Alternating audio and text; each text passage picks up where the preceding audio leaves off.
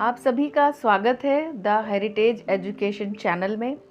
आज हम बात करेंगे राइटिंग की। अभी तक आपने ओरल पार्ट देखा कि कैसे मौखिक बच्चे याद करते हैं, मैथ्स के प्री स्किल्स को हमने बताया था। आज हम थोड़ा सा चेंज करके राइटिंग पैटर्न को लेके आए हैं। राइटिंग सबसे ज़रूरी होती है, बहुत मेहनत होती है बच्चों को सुंदर सुंदर राइटिंग बनाने के लिए, कई बार डांट भी खा जाते हैं, लेकिन राइटिंग बहुत ही इम्पॉर्टेंट होती है। लेकिन उसका पहला स्टेप क्या होता है वो बहुत बहुत इम्पॉर्टेंट है, उसको जानना। तो पहले हम बात करेंगे उन बच्चों की जो स्कूल जाने वाले हैं या स्कूल में ऑलरेडी एडमिशन ले चुके हैं। प्री नर्सरी, नर्सरी की बात मैं करना चाहूँगी। यहाँ पर जो बच्चों का डेवलपमेंट होता है, फिजिकल डेवलपमेंट होता है, वो होता है पहले शोल्डर। बच्चा पहले शोल्डर यूज़ करता है राइटिंग में। आप देखते होंगे बच्चे बड़े बड़ी चीज़ें बनाते हैं, ज़मीन पे बनाते हैं, दीवार पे बनाते हैं, उनको बड़ी जगह चाहिए होती है ड्रॉ करने के लिए। उसका कारण ये होता है कि फिज़िकल डेवलपमेंट में पहले शोल्डर उनका विकसित होता है, कंधा विकसित होता है, उसका मूवमेंट विकसित होता है। फिर उसके बाद कोहनी पे आते हैं, एल्बो पे, फिर धीरे धीरे इसका फंक्शन आता है, यहाँ पे विकास होता है। फिर आपका कलाई के पास, रिस्ट के पास, और फिर बिल्कुल फाइन मोटर जिसको बोलते हैं, मैंने पहले भी बताया, सूक्ष्म जिसमें छोटी मांसपेशियां काम करती हैं, वो काम करता है। और हम एक छोटे बच्चे को छोटी सी जगह पे, जिसका अभी डेवलपमेंट उतना नहीं हुआ है, तो हम उनको ज़बरदस्ती छोटा बनवाते हैं, जबकि उनका शोल्डर वर्क करता है। तो हमें क्रम से आगे बढ़ेंगे तो बच्चे के लिए भी अच्छा होगा और वो सीखने की भी कोशिश करेगा, उसमें इंटरेस्ट लेगा। तो हम बात करते हैं कि पहले बच्चा क्या करता है। पहले स्क्रबलिंग करता है। सब मैक्सिमम बच्चों को आप घरों में देखेंगे वो इस तरह से करते हैं फंक्शन, चाहे ईंटा लेके रगड़ेंगे, चाहे कुछ करेंगे, लेकिन वो इसी तरह से मूवमेंट करते हैं। इसका सबसे बड़ा कारण है उनका शोल्डर या कंधे के मूवमेंट का पहले विकास होता है।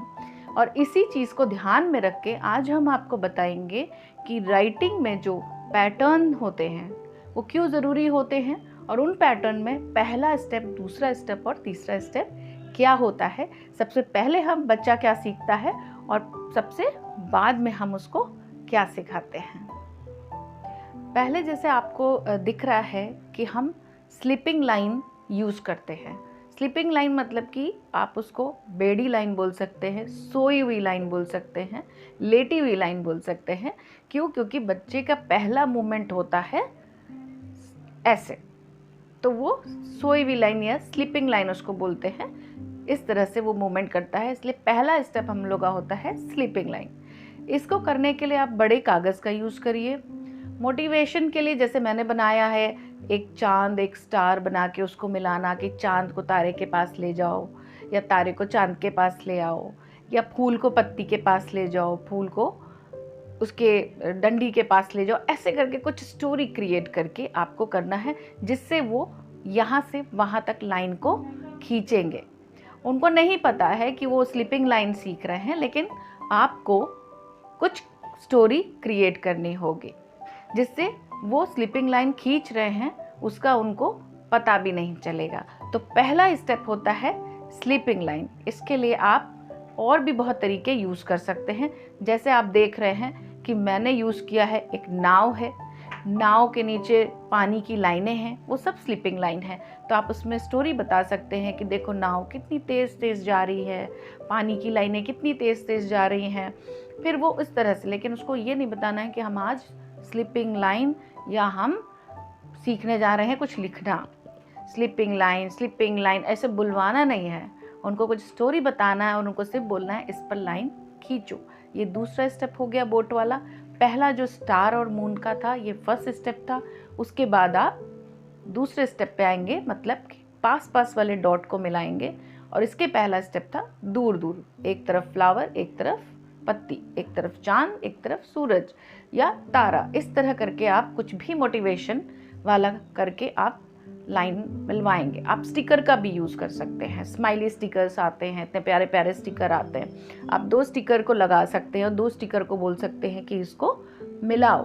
तो बहुत सारी चीज़ें हैं जो हम स्लीपिंग लाइन उनको खेल खेल में सिखा सकते हैं। दूसरे स्टेप पे आते हैं स्टैंडिंग लाइन, मतलब खड़ी लाइन। ये सिखाना, ये सेकेंड स्टेप आता है। इसमें भी आप खड़ी लाइन में भी आप चित्रों का इस्तेमाल कर सकते हैं, चित्र बना सकते हैं। जैसे बलून बना दिया और उसका धागा है तो वो धागे पे लाइन चला सकते हैं कि बलून के धागे को यहाँ से यहाँ तक पहुँचाओ। जैसा कि आप देख रहे हैं बलून के द्वारा, फ्लावर है, फ्लावर की स्टिक के द्वारा।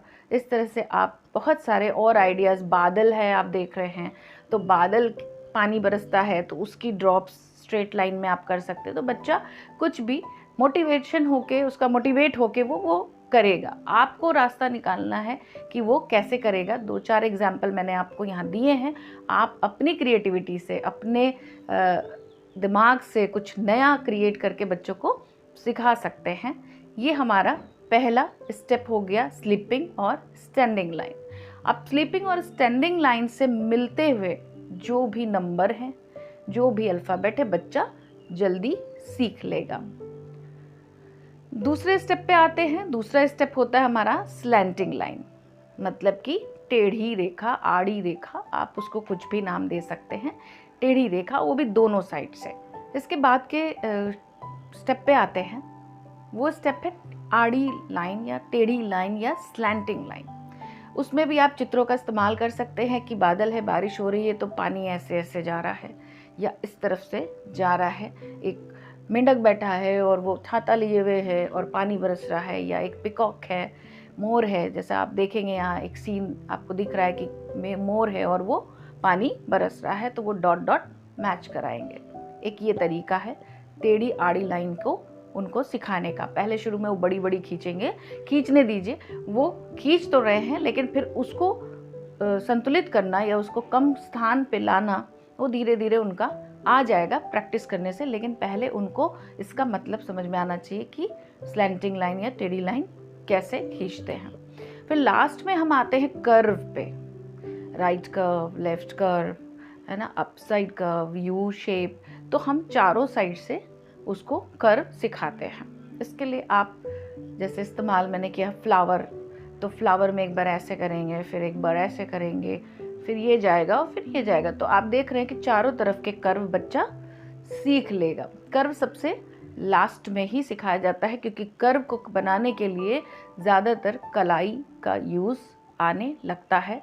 तो उसके बाद कर्व से रिलेटेड जितने भी नंबर या अल्फ़ाबेट हैं वो आप बच्चे बनाने में उनको ईजी हो जाएगा। आप भी उनको सिखाने में आसानी से सिखा सकते हैं। जैसे कि पी बनाना है तो हमने सीधी लाइन खींची और हमने कर्व कर दिया, तो क्योंकि उसने कर्व सीख लिया है इसलिए उसको दिक्कत नहीं होगी। इस तरह से सर्कल के साथ भी काम करना है, छोटे सर्कल, बड़े सर्कल। तो फिर लास्ट में हम लोग सर्कल पे भी आते हैं जिसमें कि 1, 0, 10 होता है। बच्चे सर्कल बनाते हैं लेकिन वो प्रॉपर नहीं बनता है, प्रैक्टिस से हो जाएगा। कभी भी बच्चे को हमेशा बड़ी शीट से छोटे पे लाइए, सीधे कॉपी पे मत लेके आइए, इससे उनको दिक्कत आ सकती है। तो ये मेरा जो आपको बताने का मकसद था कि बच्चों के जो फिज़िकल डेवलपमेंट है, जो उनका शारीरिक विकास है, उसके अंतर्गत, उसके ही अनुसार आप उसको सिखाइए। बहुत खुशी खुशी सीखेंगे, बहुत अच्छे से सीखेंगे। और आपको जब आप उसको कॉपी पे लेके आएंगे, जब उसको बताया जाएगा कि हाँ अब इतने से पे लिखना है, अभी तो वो बड़ा बड़ा लिख रहा है, फिर उसको धीरे धीरे छोटे पे लाना है, तो वो ईजीली उस चीज़ को लेगा। लेकिन जब तक उसको बनाने नहीं आएगा और उसको आप जगह भी कम देंगे तो ये उसके लिए क्रिटिकल हो जाता है। बच्चे इरिटेट हो जाते हैं और फिर थोड़ी देर में कॉपी भी फट जाती है, वो भी उधर हो जाएगा, पेंसिल भी उधर हो जाएगी और वो फिर कह देंगे हमें नहीं करना है। तो इसके लिए आप पहले इस तरह के मोटिवेशनल टास्क दीजिए, प्रैक्टिस करवाइए और फिर नेक्स्ट में हम आपको बताएंगे कि कैसे कैसे स्पेस को कम करते हुए उसके अंदर बच्चा लिखना शुरू कर देगा।